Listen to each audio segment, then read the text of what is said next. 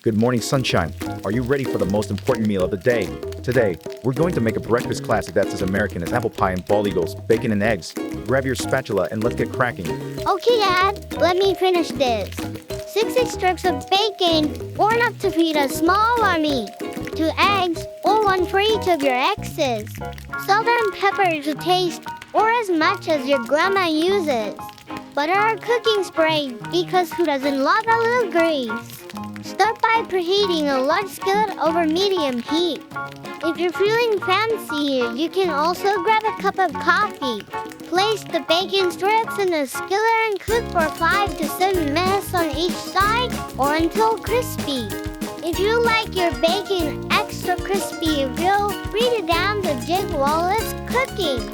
While the bacon is sizzling, crack the eggs into a bowl and beat them together with a fork.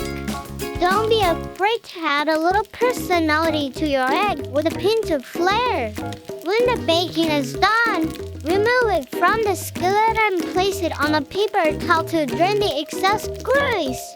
And remember, never trust a skinny chef. Add a pat of butter or spray the skillet with cooking spray.